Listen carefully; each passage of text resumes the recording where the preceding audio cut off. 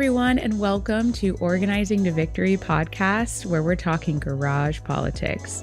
On this week's episode, we have Sonya Stevenson, who is here from the Orange County Black Caucus, to talk about her journey throughout her career, where she started to get her community organized and eventually got into politics.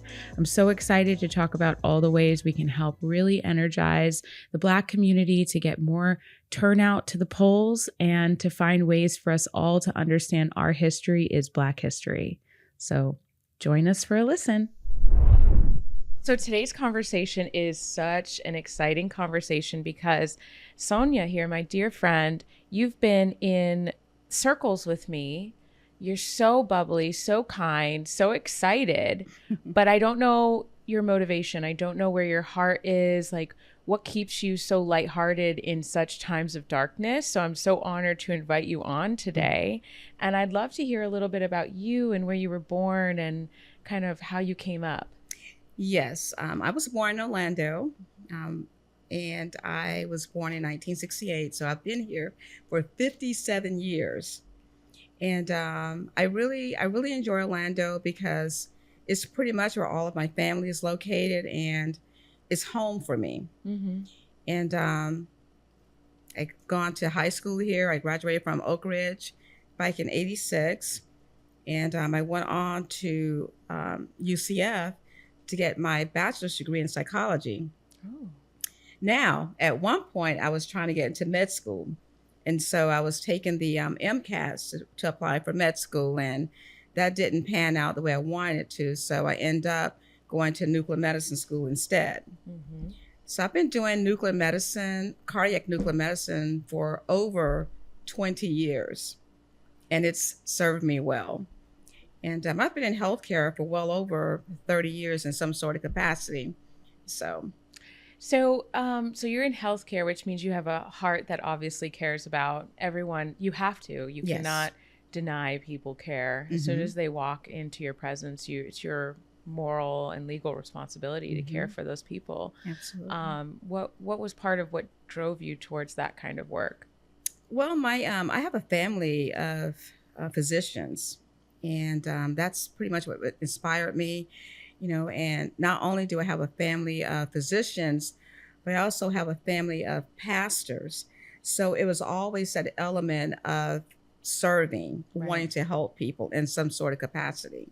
That's beautiful. So, And, I actually just had another interview right before this where we started out with the exact same conversation of when you have that need for service, and sometimes it's very much driven through a religious experience. I find it really interesting that right now so many bigoted people on the extreme sides of our political system are like hiding behind the cloth of religion to try and justify some of their hatred, but like from your experience right then and there, you're saying I was born with this heart of service because I was born in a family of pastors. Like, that's right.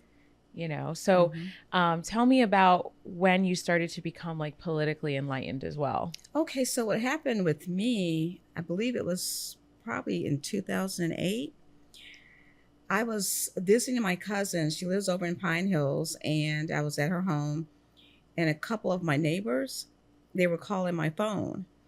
And they were calling my phone because they were telling me that the street that we live on, it was blocked off, and that there was no access to the our homes. And I asked them what was going on, and they said that there was a drive-by. And I was like, a drive-by? I said, I've been living here my entire life, and I have never known of a drive-by in my neighborhood. And so at that pivotal moment, I became involved back in 2008. And I spoke to Channel 6 at the time, and I told them, I said, we need accountability. I said, because this cannot happen again in this neighborhood. And so I went on a record, I showed my face, and I pretty much said that I would be willing to work with Orlando Police Department to see how we can partner with them to make sure that our neighborhoods are safe. And from that moment on, I became involved. Okay. And it was a very scary moment because I can recall that I would have like the DEA showing up at my door, my personal home. I would have the FBI showing up, and it was a scary moment at one point, but it became better. It got better. So I'm curious about that because so you got to see the evolution of our communities being just places for families to live. Mm-hmm. And then slowly starting to see more and more like gun violence and gang violence, etc. I'm curious like what that experience has been because, right now it feels like Paramore and Pine Hills are being kind of judged, immediately branded as these unsafe spaces. But when you talk to the families that have lived there for generations, like there's a sense of pride. And I just don't understand what happened through the years to erode at that pride from a public standpoint. In my personal opinion, I think that people have just gotten numb. They feel as though that they try to reach out to their elected officials. They try to be a part of the process, and they feel as though their efforts are not being worth anything. So they just become numb and just accept whatever is going to happen. And that's what we have got to start changing people's perception of what they can and cannot do. I mean, we're here, as the Democratic Party to try to keep everybody inspired to want to take part in the process. Right. And it's going to take everyone involved. I mean, we can't operate in silo. And so those are the ones that we need to reach out to, the ones that have felt like, well, my work is in vain. I'm no longer interested.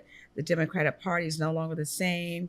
But those are the people that we have to really work hard to reach out to. Well, I know that when it comes to gun violence, gang violence, and, unfortunately, the loss of life from the increase in violence, people see the actions almost on their own without looking at the full systems that cause a lot of that violence. And, what systems have you seen kind of erode through the years that kind of lead to more increases in some of these things? Some of the systems, I believe, it's funny you asked me that because I think it's a multifaceted problem. You have families that basically they're hopeless, right? They feel like they're hopeless. There's no opportunities for them. And then another important thing to me would contribute to crime and gun violence is when you have a neighborhood where there's a lot of vacant properties, empty homes. And, I've been trying to reach out to the city of Orlando and speak with code enforcement as well as Orlando Police Department and ask them what can we do to basically create a database so that we can make sure that we're watching these homes because that's another source of crime. And if we don't take back our neighborhoods, it's going to continue to get worse. Right. It's going to get worse. Right. And that's something that, the community can also come together and do if they feel a sense of hope to do it. So before we get too deep into that, because I'm excited to explore that, I want to know more about, so you're getting involved with the police department in that awakening of your political life. And then you start getting more and more involved. And then where did that train take you? So what happened with that, I started asking a lot of questions to the city. I mean, I was asking a lot of questions. And so one of the city officials reached out to me and said that, do you know that you have a neighborhood association in your area? I said, no, I never knew that. And she goes, yeah, the president lives right around the corner from you. I said, really? And so what she did was she connected us together. And so I started having conversations with the president. He was an older gentleman. The association was like dormant. They hadn't been doing anything. And so he and I started, building a relationship. And so what ended up happening, it came to a point where the neighbors, they wanted to revitalize the neighborhood association. And so when we decided to do that, we went through the election process. They wanted me to become the president. So here 0 I am. to 60. I'm the president of Johnson Village Neighborhood Association. So That's great. That's how that was birthed. That's great. And I think there's so much power, like unspoken power, because for some reason, part of the system being broken on purpose is they don't want neighborhoods to feel that sense of power. Right. You know, and so there is so much power in being able to organize your neighbors, help one another get the needs that you have. If somebody is a senior citizen and they don't have family, you do little health checks on them. You know, if you hear something, you say something and you make sure that your neighbors are connected. There's so much power in that. And I feel like that has been chipped away at because they want people to be hopeless. Right. It's funny you said that, because one of the little tasks that I wanted the neighbors to get involved with, you know, I said, well, why don't we create like a little wellness committee? Because a lot of my neighbors are elderly, and they're on fixed income, Social Security. And so I created like a little 5 group of women, elderly women. And I said, I gave them a list. I said, please call all of these ladies to make sure that they are okay and they don't need anything. And so we do wellness checks. That's so great. That's so And great. another thing that I wanted to do with them is to create like a database of all of the neighborhood resources that we have available inward. Because, you know, we have people in the neighborhood that's either an electrician, a plumber. And so I was working on trying to create a database of all of those resources so that we can be able to support each other in that way. And so that's been going pretty decent. Yeah, it does feel like sometimes you have to dig to find resources. I don't even know if people even know what they can expect from their government, because I don't know how much people realize that there's services and programs for almost everything that you're looking for. Sure Not is. everything, but for a huge bulk of, I mean, I got, you know, I own my home, and I was able to receive like down payment assistance, which I was just Googling and realized, even though I worked in the government at the time, you know, so there's a lot of opportunities to organize.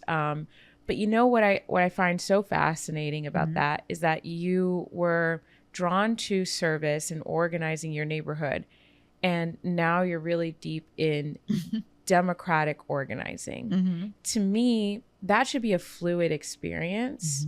There should not be community organizing over here and democratic organizing over there. Right. We should be focused on the service first, and then knocking on doors and asking people for help with, you know, election related. You know? Right. So, Right. yeah. So tell me, how did you end up getting into specifically democratic organizing? Well, how I got involved with the Democratic Party, I mean, I've always been a registered Democrat. I went to one of Tim Ayer's meetings for the Orange County Black Caucus. And this was probably about 4 years ago to date, I believe. And they were in the middle of transition as far as trying to find someone to run for office. And so I was like, I guess I could run for vice president. And so just your first meeting. I think it was my first or second meeting. And so I know they were, I know, it's funny. They were looking for someone and nobody was willing to step up to the plate. And so I said, I'll be the sacrificial lamb. and so I did. And I was the vice president for 2 years with Tim Ayers. And so he turned out, he was the president for 4 years. And now I'm the president of the Orange County Democratic Black Caucus. And so what brought you through the door that first day? You know, because you were already so involved. You wanted more work to do? I wanted to know more. I wanted to get more involved, you know, because for me, it's all about grassroots. Right. I'm always trying to think of ways to better my neighborhood, to better the senior citizens in my neighborhood, you know, because I take pride in my neighborhood. Right. And we've done a lot of work. I've aggravated a lot of people downtown Orlando. Good. If you ask anyone down there my name, they know my name. So I can be like that little net, you know. And you're trying to swat in my own little personal way. So, you know, I'll never raise my voice. You know, I don't speak loudly, but I can be a pest. So I'm one of City of Orlando's greatest pests. Yes. You know, a lot of my political work, people call me the cockroach because I just won't die. Oh my goodness. But the fight for justice is never ending. That's so right. why That's should right. I rest? That's right. That's right. Absolutely. Absolutely. Absolutely. So you walk into a Orange County Black Caucus meeting and you're like, I'll be the president, the vice president. And then now you're the president. That's hilarious. I know. Yeah. And you know what? It's a lot of heavy lifting with, the Black Caucus right now, because the way the leadership operated in the past, I come in with a different way of trying to organize. Yeah. And so when I'm trying to, do certain things as far as get people involved, I don't think a lot of the members are used to being asked to do certain things. For instance, we had a voter registration education training last week, and it was, we announced it and we only got 9 people to show up, but that's good though. 9 is better than 1. Right. But, we're just trying to basically mobilize the organization to get, people involved with, voting is very important. We need to get as many people registered to vote as possible. It is imperative. Well, I'm so curious because your events always look like they're well attended. Mm-hmm. Do you feel like you're getting as many people coming in the door as you would like? No. I feel like that's an excellent question, by the way. I think we have maybe over 100 people on our membership list. And in my personal opinion, I think we should at least have 60% of participation. Right. And we don't have that. And we're working on trying to find out ways on how we can increase participation. We have the numbers, but we need the participation. Right. If that makes any sense. Yeah. And so it's not that we're not trying to get involved, because over the past 3 or 4 months, we've actually had text banking. We've done some phone banking. We've had the training with the FDP, the voter registration. And so we're really trying to do our concerted efforts to let people know that, hey, we're out here. We're trying to do our little part, but we do need more participation. Absolutely. But it really feels, I know I'm feeling this, and I'm in way too many caucuses and clubs, but you would think that since Black history is under attack, right, that a lot of the innuendos that our Republican regime speaks of, it's about Blackness. Absolutely. Just the fact that they're trying to co-opt the word woke, which is culturally significant to the Black community, and commandeer it as a threat. It's saying Black people are a threat. Yes. Without having to directly say it. Absolutely. And you would think that the room would be overflowing right now. And absolutely. So, and of course there's other factors like affordability crisis, like people are just trying to survive and get by. Right. Like I will give you that. But, you're doing all these mobilizations and even just signing up and getting donations. Like, why aren't people running for their freedom towards the caucus right now? That's an excellent question.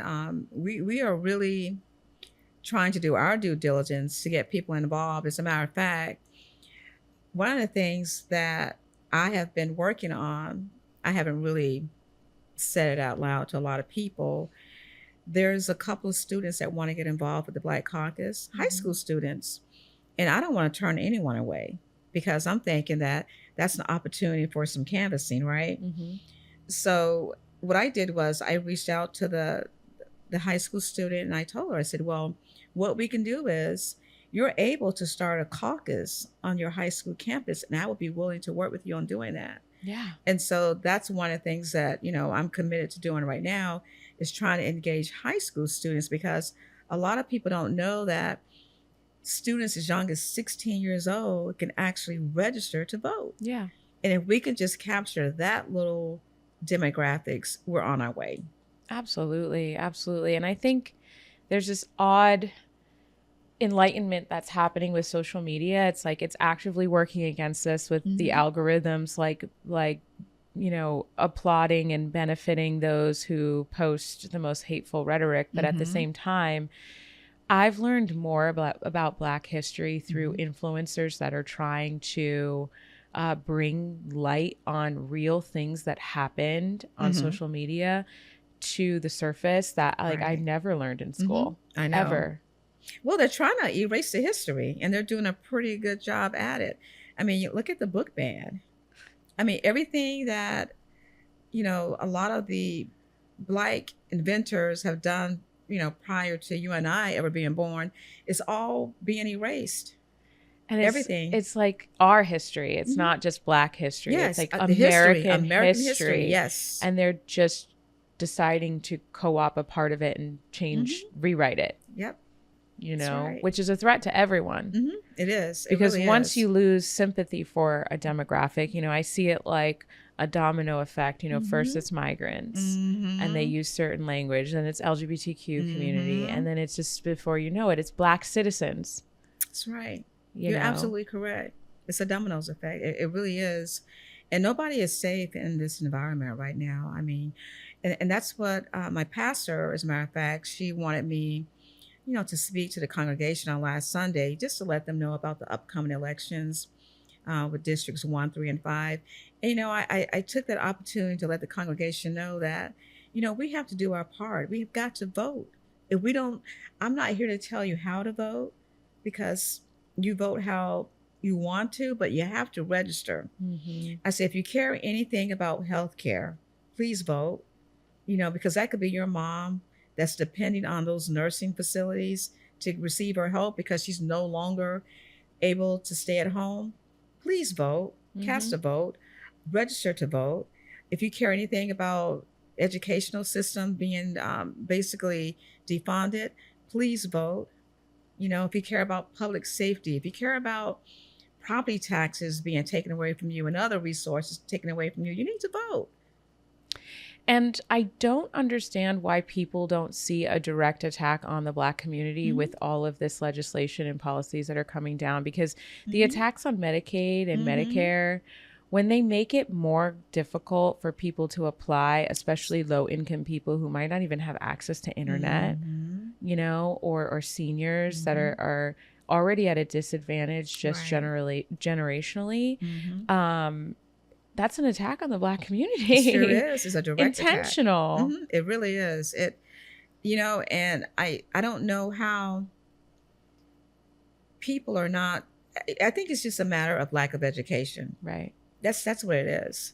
A lot of times people, they may know that they have a problem and they know it's a problem, but they just have no idea how to resolve it. Right. And it just takes a lot of education. People just lack of knowledge and they make poor decisions.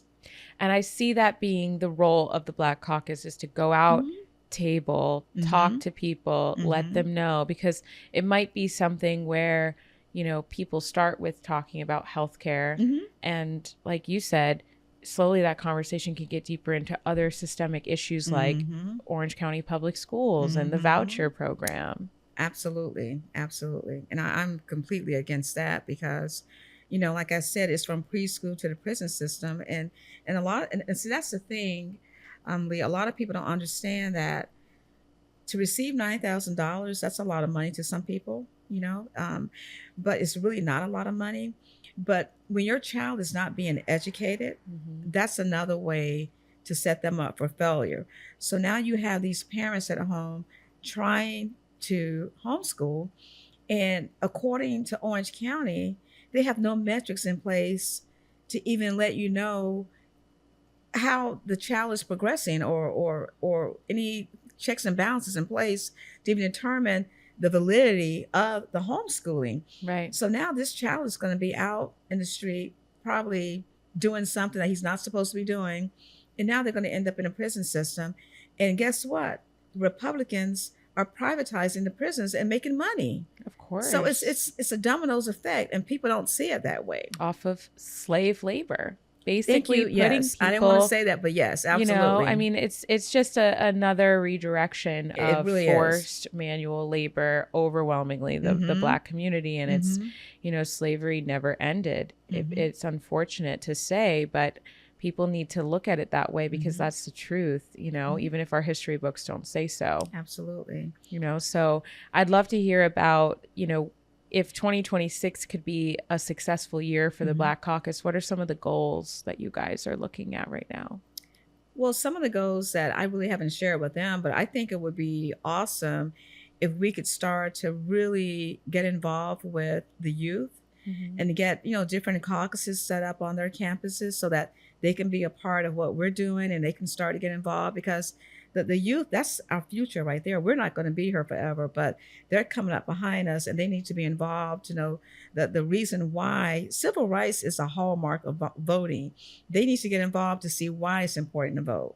And they need to be involved with knowing about all the issues that's impacting us currently. You read textbooks and it talks about all the different things that may have happened in the past, but a lot of those things that happened in the past are happening now in real time. So it would be awesome to set up like different caucuses on high school campuses.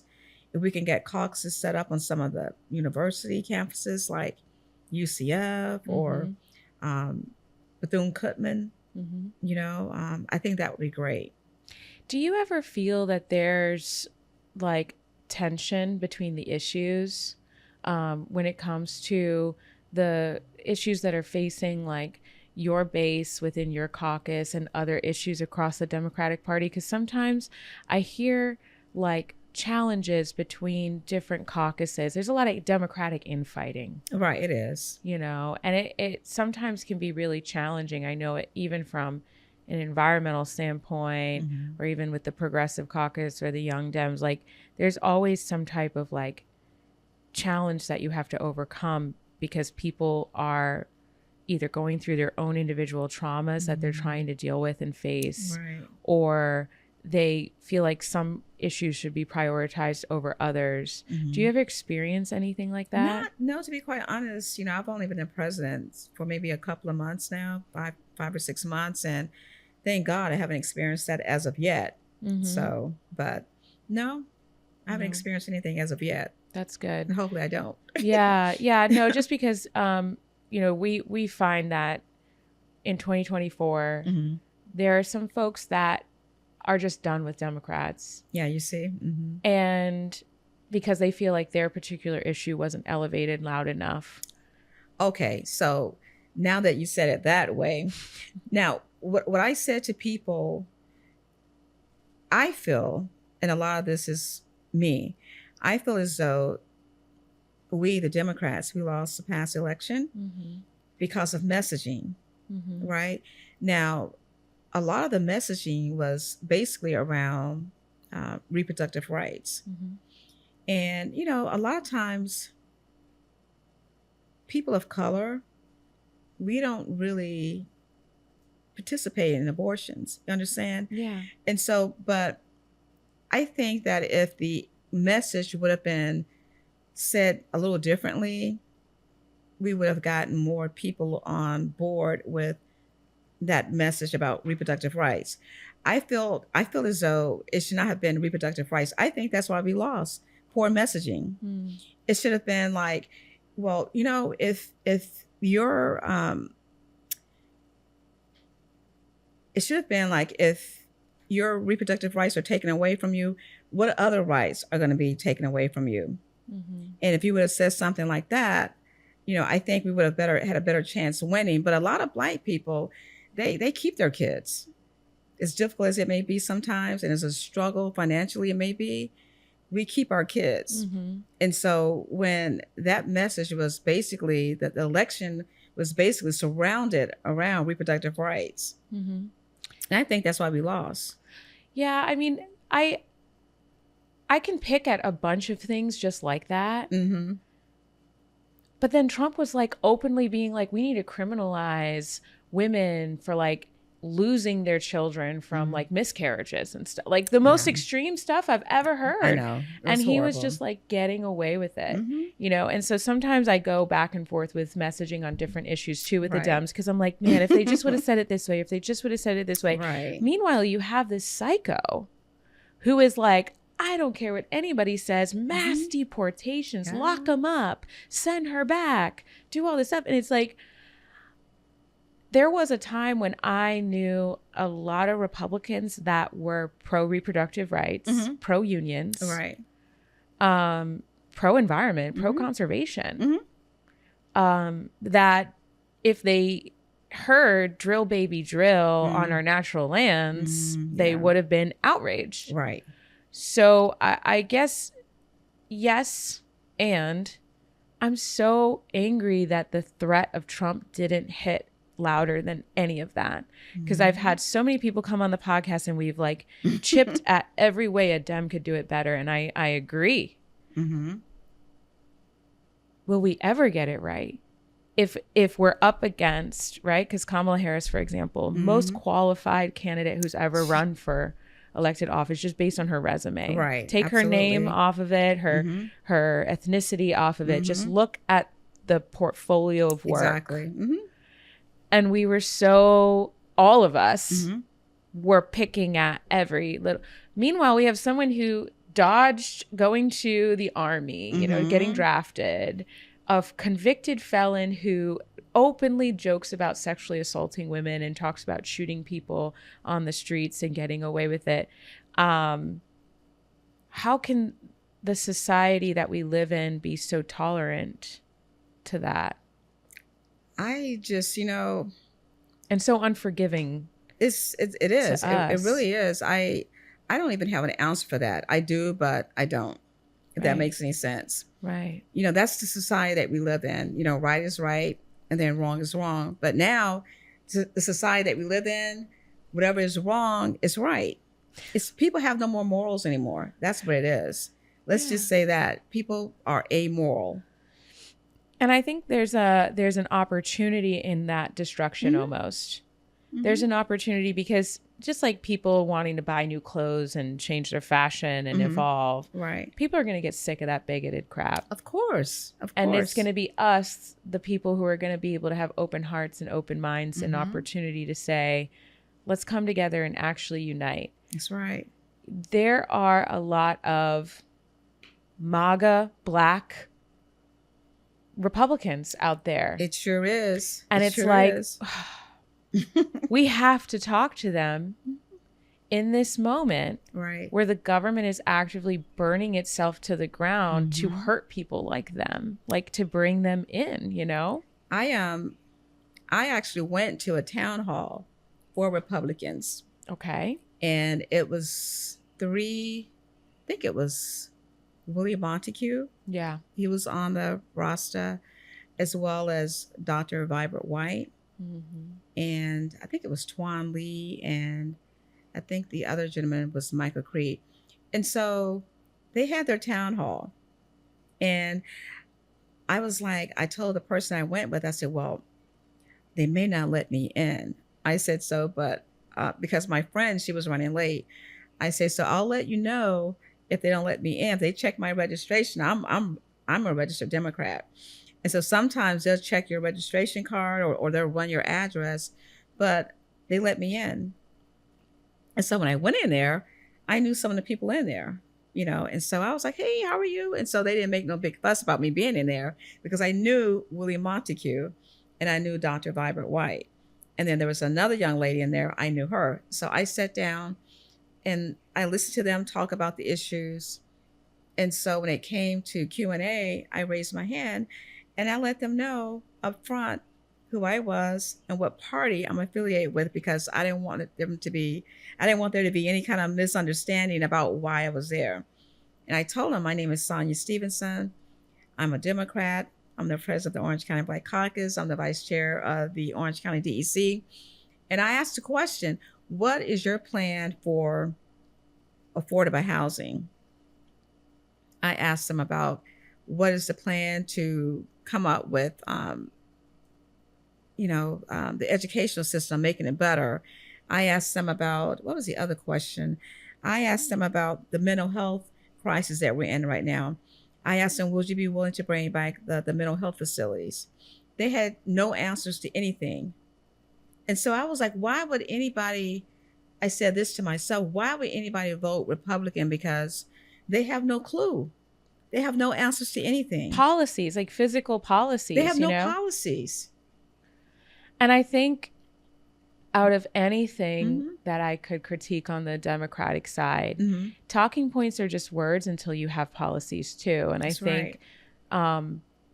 I like the idea of recalibrating since the 2024 election to Mm-hmm. be so policy oriented, Right. because we kind of just say, unless you're politically active, you're not going to Mm-hmm. get it. People Right. aren't going to get it. They just want to Exactly. hear the key words: Mm-hmm. affordable housing, Right. affordability, Mm-hmm. childcare. They just want Mm-hmm. to hear those talking points. But it's like, no, people are smart. Yeah. And especially the more desperate they get, which Trump Mm-hmm. is going to force everyone to get to be past the point of desperation, which Mm-hmm. is an opportunity to bring the policies front and center Right. and run people who are passionate about those policies. Mm-hmm. You can deflect any culture war crap Exactly. with strong policies. That's right. That's right. You know? And the other thing that I know this is probably off topic, but another thing that people are concerned about is Orange County redistricting, Yeah. how those maps are being drawn. So that created like a lot of tension between a lot of people too, Mm-hmm. because that's another way for a lot of the districts to have their votes, basically diluted. Mm-hmm. And so that's another concern for a lot of the caucus members. I think I'm glad you brought this up, because I'm actually against the redistricting as a whole. I was one of the few people that spoke out against it, just because as an activist, it's already hard to get even Democrat elected officials to hear you, to take a Right. meeting with you, Exactly. to vote your way, even when you mobilize 100 people in the middle of a Tuesday to just speak on an issue and get a Right. vote. Having two more commissioners to try and convince seems like prime opportunity for the special interests that want to influence, right? That we're already fighting. So that was my big reason why I wasn't into it. But since we got it, and since the people voted for it, I've learned a lot in this conversation, right? Because the local redistricting process to me seems very citizen led and way more fair than like what's coming from the state down congressionally, right? But communities are having to have some deep conversations right now that I don't know if neighboring communities ever really had. And sometimes it's painful. It is. But sometimes it can be beautiful if we can, like seeing Black communities come and stand up for themselves and say, like, I deserve to be heard. And just because you're redistricted in with me doesn't mean we can't have a conversation and get to know each other and build something real, you know? Right. So redistricting can be an important part of that dialogue, I think. Right. I think so. But, people sometimes they just, they feel as though that they try so hard to be a part of the process, like I had said earlier, and every time they try to be a part of the process, their voices are not being heard. We had a couple of people on our side that was, they were working on maps, and the maps didn't get passed, and it just became like a really conversation. Well, I'm curious now, because as these maps are working through, there's always the conversation of percentages, but because the maps are not drawn based on elections or partisan data. What I'm a little afraid of is, even if the districts are drawn with the best representation for minority groups to have on the boards, what can we do to ensure the turnout? Because from a campaign standpoint, our enemies are experts at looking at the data and finding out who doesn't vote and where do they not vote, because we're not going to engage those people. And we're going to saturate the places where we can have that buy-in, almost like people don't matter if they don't vote. It's just frustrating though, Lee, because what happens, so now a map is going to be approved, I think on October the 14th. Is that correct? And so now we're going to be stuck with a map that may not be favorable for the Black community. And then now we got to deal with the other conundrum, or elephant in the house, with open primaries. Yeah. And so those two entities alone, as well as the congressional redistricting. So we got a lot of different factors that's not really working in our favor right now as a Black community. And then on top of all of that, we have to do our due diligence as an organization to try to mobilize and Right. try to convince these people to register to vote. Because even That's a with, lot of heavy lifting. it's like, even with all those other factors, if they didn't exist, we still have the turnout crisis. Right. The Like, turnout, right. LaVon Bracey Davis 8.9. and Rashawn Young, in percentage wise, based on who showed up to vote, overwhelmingly so, great, Right. we won. But it's shocking to me in this moment, with Trump bellowing down the most racist thing and DeSantis doing the same, Right. why the turnout was still, I cannot even begin to tell you. And that's, you know, and that's the part that I'm talking about as far as, I just think that the African American demographics, they need to be educated on Yeah. why you need to vote. Because if you don't vote, then your voices would never be heard. I was at this church on yesterday because the minister, she's starting out her, you know, church, and she wants to get involved with the voting process. And, you know, I pretty much emphasized to the people, I said, in order for your voices to be heard in the Winter Garden community, it's a very impoverished area. I say, you all have got to register and vote. You know, I'm looking around their area. I'm like, wow, there's a lot of resources that you all may not be even tapping into. right. You know, and so, and I asked the question, I said, well, do you know, it was about 30 people. I said, do you know what your precinct number is? And they stared at me, like you're staring at me. Really? Do you all know where your polling areas are? Or I said, well, who's your commissioner? And they didn't know who their county commissioner was. I said, your county commissioner for this area is Nicole Wilson. And no idea. they were staring at me. I'm like, well, this is what we want to do. We want to be able to come together, educate people.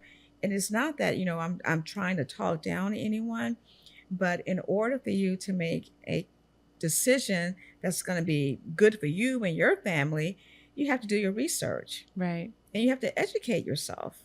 It's important. Very important.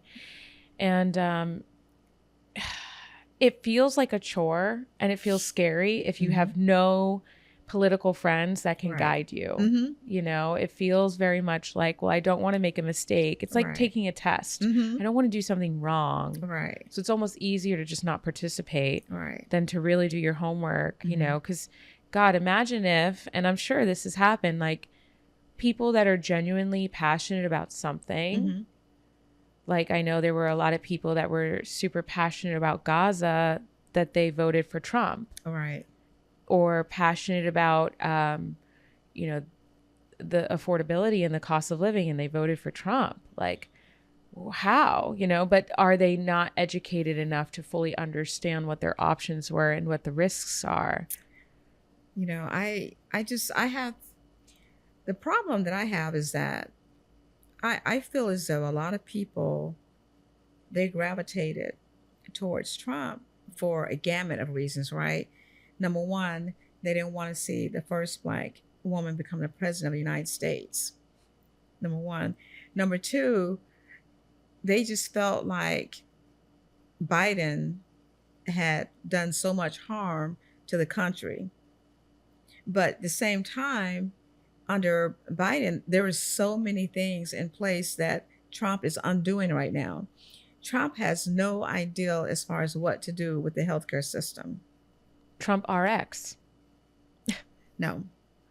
And I'm so afraid that all of these nursing homes are going to close down. A lot of them. Oh my God, I can only imagine. You know, and so it's sad. That's all I can say. It's really sad. I have no words for it. We have to find a way to harness the fear in this moment, you know, which is frankly something I've had the biggest issue with swallowing with Democrats right now, is that we need leaders. Yes. We need leaders that are using every single piece of their platform, whether it's hosting annoying press conferences all the time, town halls, forums, everything. Canvas. Yes. You don't even need to canvas for an election, just like canvas so people know your healthcare is at risk. Your ability to have, your tax dollars go towards things that directly hurt or help you. That's right. Are going to be redirected to alligator Alcatraz, That's or like right. what, think Exactly. you're being robbed. Mm-hmm. And so, that's one thing that I've had frustrations with, at least locally, is that there are some Democrats that are established and I don't see them screaming at the rooftops on, okay, that's a little dramatic, using every inch of their platform to speak to the hearts of the people that are so scared in their communities right now. Right. Because maybe they don't want to be a target of DeSantis, who's going to remove them. That's what it is. But Monique Worrell was like, remove me and I'm going to get right back in there. And she did, And bless her heart, she's under attack again. I know. And it's so sad. This administration, they would do anything to further their agenda. And it's I had a young lady at one of my Black Caucus meetings, and she spoke about 2025 agenda, and there's an actual live tracker. Did you know that? It was a live tracker. And do you know that they're pretty much like halfway through the tracker already as far as what they plan on doing, with the 2025 agenda? It is so scary. And people just sit back and they're so complacent, like going about their lives and have no clue what's getting ready to come down the pipelines. We are getting ready to go to martial law here soon, and people don't even see it coming. And I think it's so scary and it's so frustrating, but I still can't help to feel hope. I don't know if that's just a response to the chaos, like an auto response, but I can't help but feel hope, because the status quo has really made people feel, well, there's nothing I can do because we're just going to keep doing more of the same. Right. Whereas Trump's chaos is just turning everything upside down and into a spiral to make it so that farmers are unhappy, veterans are unhappy. They're burning their own base, which is an ability for us to swoop in. It really is. And take those eyes and bring them towards us. That's right. That's right. I mean, 2026 can be an absolute awesome year to take back the House and to flip a lot of seats, but we just have to organize. Right. We really have got to organize. I would love to be able, I know that we're a partisan organization, but I would love to be able to partner with all of the other Black organizations, and we move collectively as one united force. Yeah. I think that would be a beautiful thing. I agree. And we can partner with the NAACP. We can partner with the Equal Ground, partner with Black Lives Matter, Black Voters Matter, and just we come up with a strategy and we all move together as one collected force. I think that's how you move the needle to the right. Right. And I think that I get in trouble for saying this, but I think we need to be a little bit more open to allowing Republicans into some of our spaces, or collaborating on town halls on the issues where we ensure that some Republicans that are not as extreme are invited to come and do dialogue. Because that's one thing that's so crazy about like the Charlie Kirk assassination, right? Is that people were like, well, he did dialogue right. He was exemplatory of the need in this country for Democrats and Republicans to talk. And it was like, no, he forced his agenda down people's throats. He did. But we do genuinely need to have conversations with people that are uncomfortable to talk to, because I think there's opportunity to bring them in, especially since we're too far gone to whitewash this country. That's right. That's right. We're too far gone. There's too many people who are even white supremacists that have friends or coworkers that they like that are Black and brown. And their quality of life would go down significantly if even their own values were fully enacted. That's right. Or even just the economy is too deeply entrenched in having that diverse labor force. To erode it would cause economic harm on everyone. And I know Project 2025 feels like a sledgehammer, but this fight right now with the shutdown is very just. It looks morally very just. There is a part of me that feels like if and when we do eventually come to some sort of conclusion, let people will feel pain. Mm-hmm. No matter what, that budget bill will hurt people. Mm-hmm.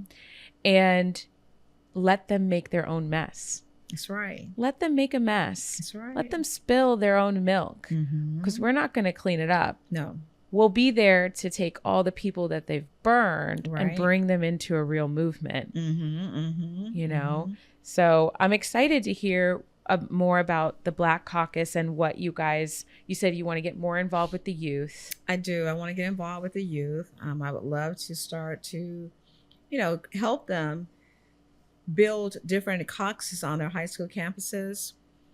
I would love for the Black Caucus to start to build a lot of different partnerships with other organizations, because no one organization can work in silo. Right. We have to work with other people in order to get things done. So I would love to be able to partner with a number of other organizations, and I would love to be able to do a lot of fundraising so that we can start to do the things that needs to be done, like canvassing, phone banking, text banking, so that we can help push a lot of these qualified candidates over the line. And I think my personal focus is going to be candidate recruitment. Okay. And you would be a great candidate. Oh my goodness. Oh my goodness. That's pretty scary. Hey, you said you started laughing. So I know you're not serious because you started laughing. No. Because, you walk into a Black Caucus meeting on day one. Next thing you know, you're the vice president. I know, right? Oh, you walk into my house one day. Next thing you know, I'm going to have you running for mayor or something. Or governor, right? That'd be pretty funny. Oh my goodness. That would be so fun. So I'm really looking for those candidates we can wrap resources around and champion, because they're going to be fighters for our issues. One thing I'd love to, because I'm not as involved I'm a member of the Black Caucus, but I'm not as involved because I have so many different other caucuses and other hats. But one thing that I would love to collaborate with you on is, and I see this, my husband's Colombian. I see this in Colombia. I'm actually Cape Verdean and Native American, and Cape Verdean, Cape Verde Islands off the coast of Africa. Okay. It's Portuguese and African. Interesting. Okay. So I'm from Massachusetts, and so I'm Native American, Puerto Rican, and Cape Verdean. A lot of Cape Verdeans came over actually from the whaling trade.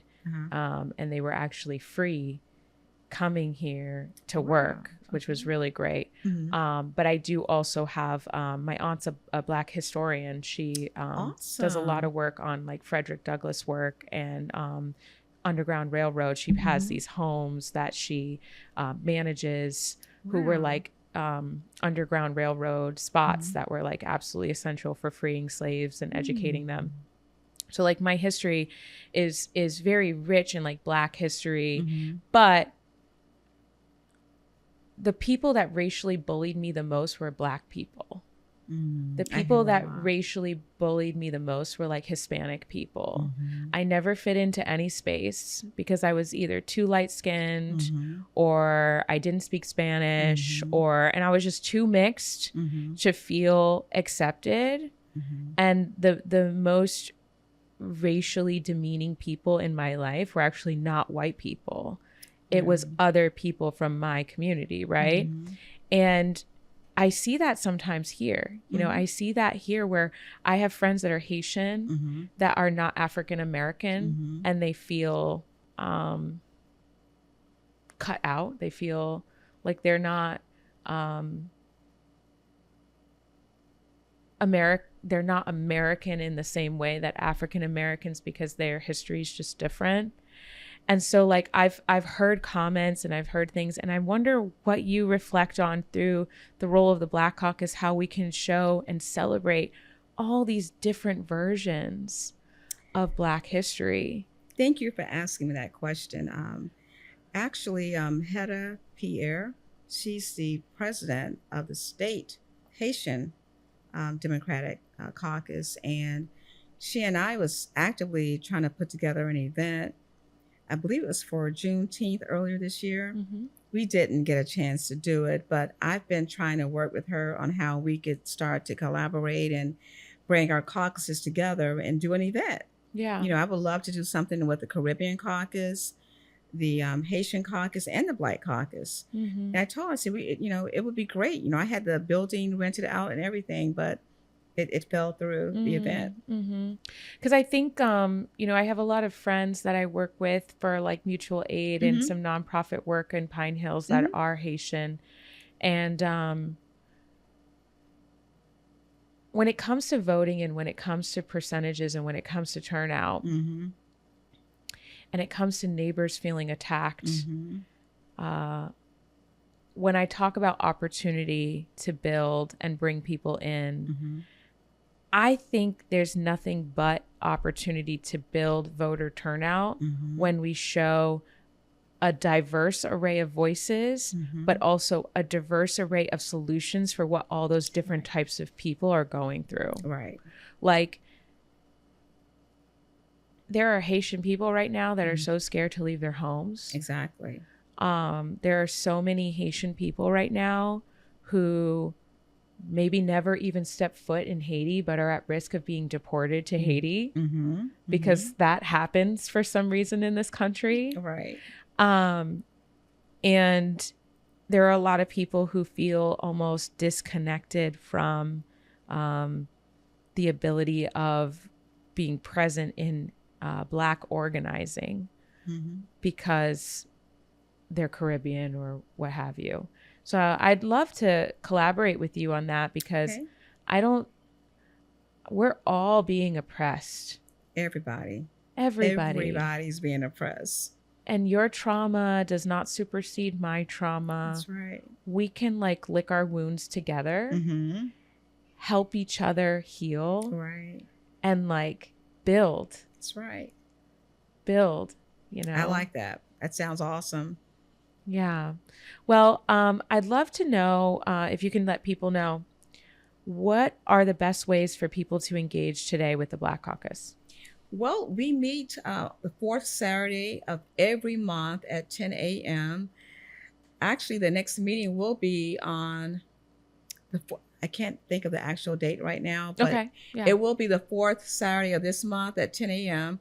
We would love to have you to come out. We do have a guest speaker, Senator Carlos Guillermo. He will be there, so you are free to come. Everybody is welcome to come. You do not have to be Black. I welcome everyone to come out. Please come out and support the Orange County Democratic Black Caucus. Awesome. And now my last question to you is, what is something that you do to help you replenish? Like, we're all doing this work. We don't want to get burnt out. We have to like kind of put water back into our cup. What do you do to help replenish your soul? Oh, I love to do hot yoga. It's so revitalizing. It teaches me discipline. And then if you have any issues or problems, it just wipes it all away. So because you have sweat. to be focused. You sweat like I don't know what while you're in there, but you're so focused on holding those different positions that nothing matters. It is quiet and everybody's struggling. It's like everybody in there is struggling. So it's just amazing. Is that your mental training for canvassing? Oh my goodness. Oh, she would say that. So when you're knocking on doors, you're like, all I have to do to save our democracy is hold this position. Oh my goodness. Speaking of canvassing, I did canvassing with, I cannot recall the person's name right now. It was so funny. It was my first canvassing. I did it with Anna Escamani camp. And I was so afraid because I was like, oh my, I didn't know what canvassing was, to be quite honest. I'm being very open. I was like, canvassing, okay, this should be interesting. So I show up. And then someone was like, you're going to be walking. I was like, oh, okay. And it was about 100 degrees outside. I said, oh, okay. And so now I'm walking and I'm sweating and I'm walking. And we were all paired up. And so we were over in Edenville, as a matter of fact. And so we had to walk into some of the houses. And I was afraid to walk and knock on some of the doors. I was like, well, are they even home? And so I'm afraid of dogs. And so I let my partner knock on all the doors. And I was like standing towards the street as a lookout. So I'm afraid to do canvassing, but I would do it. If it's for the team, I'll take one for the team. Do you see that, you guys? We have a live testimonial right here. overcoming your fears, training through hot yoga, and being ready to save our democracy, whatever the cost, right? That's right. Well, thank you so much for taking this time and being so transparent and sharing your story because, you know, I think people will be more inspired through learning about you to get more involved. Thank you. I appreciate that. Thank you for having me. Thank you so much for joining us. And please like, subscribe, and share with all of your friends. And if you want to come on the podcast, send us a DM. Go to @organizingtovictory or visit us at organizingtovictory.com. Get involved with this movement. We want to hear from you and we want to bring people on here that will teach us all one more step to justice. Thank you so much. We'll see you at the next one. Bye.